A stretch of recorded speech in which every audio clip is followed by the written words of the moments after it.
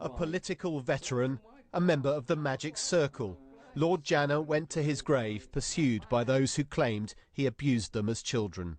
You said it was black and white, didn't you? You haven't a clue, have you? I haven't a clue.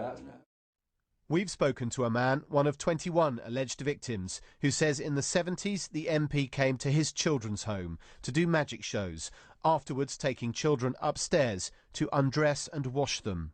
You don't get grown men undressing children and kissing them, basically taking advantage of children like that. Obviously it was touchy-feely kind of stuff. His hands were on you and you were naked? Yes. And you were how old? About 11, 12. How did it affect you?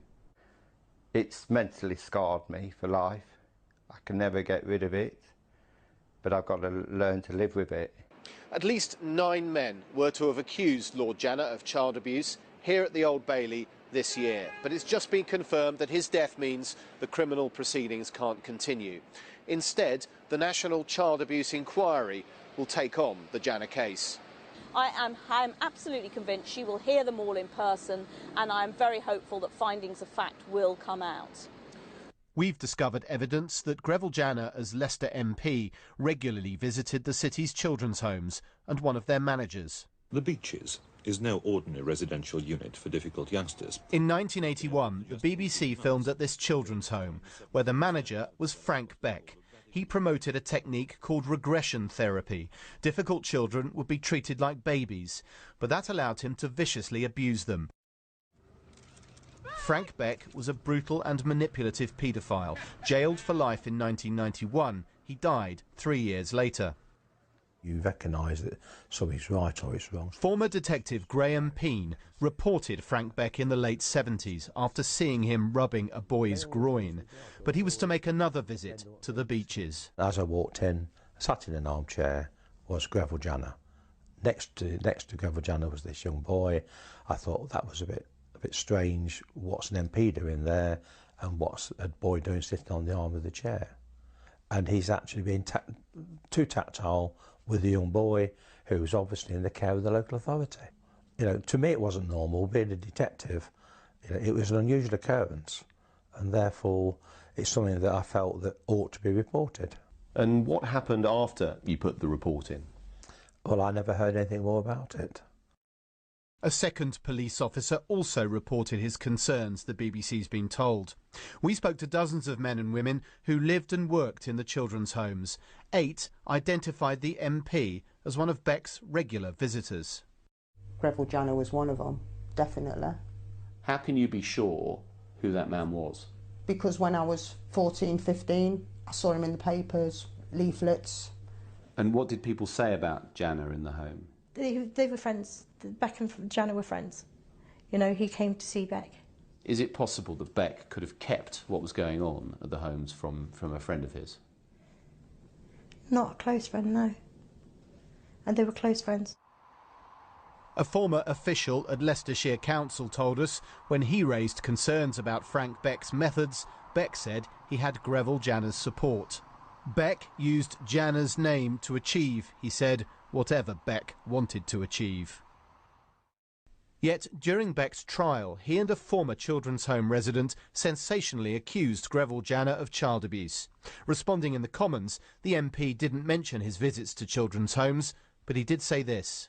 There was, of course, not a shred of truth in any of the allegations of criminal conduct made against me during the trial by Beck. But there is now a thick file of allegations against the late Lord Janner.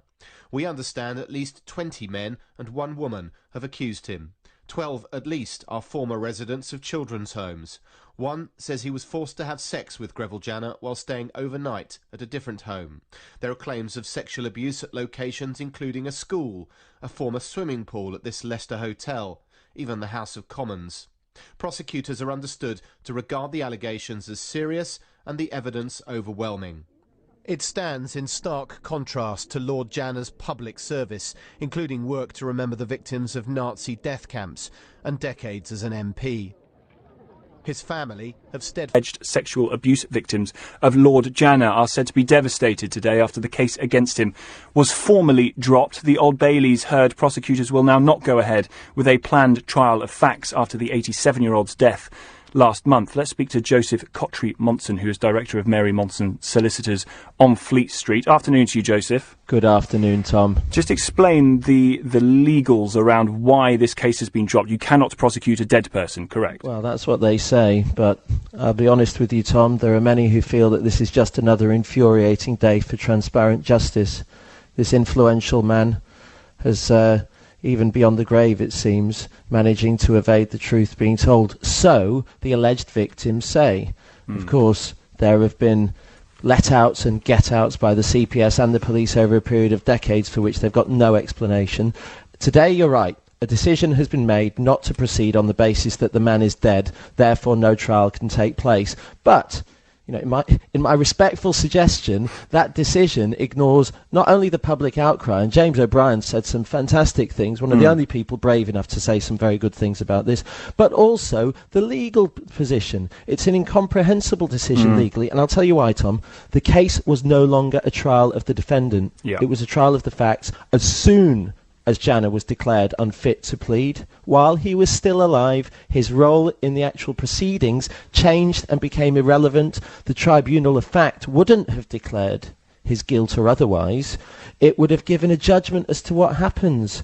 And, of course, that was very important for two reasons. First of all, it gave many people who claimed that they'd been abused by him in children's homes, different children's homes over a period of decades, as children, an opportunity to have their stories heard and a final acknowledgement of the truth. But go on. Sorry to interrupt. Is there not a question to be asked about whether that is a good use of the court's time? Could that not be done somewhere else? I know that the Child Abuse Inquiry is going to pick up on it and look into it themselves. Or is that something that you think actually really should be done by the court? Pick up on it, perhaps, but let's make no mistake.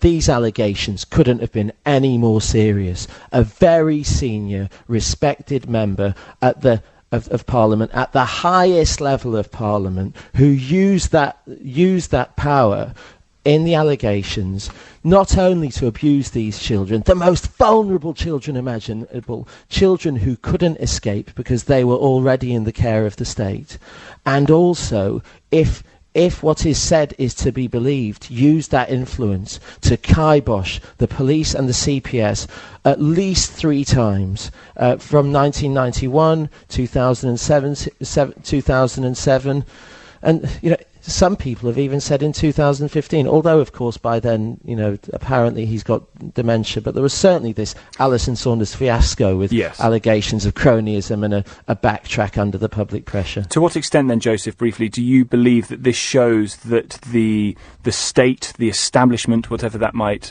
be described as, has very little appetite for really properly pursuing these kinds of cases? I've got to be very careful, of course, about the things that I say. You know, I'm an officer of the court myself, but, you know what?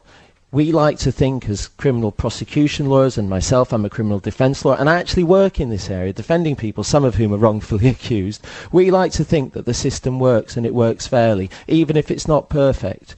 How can we claim, in the context of a fiasco like this, ending in such a dissatisfactory way, how can we claim that that's the case with any real credibility? Stinks, doesn't it? Joseph, thank you. Joseph Cottrey-Monson, director of Mary Monson Solicitors on Fleet Street. We'll, of course, bring you the latest on that story as it develops this afternoon.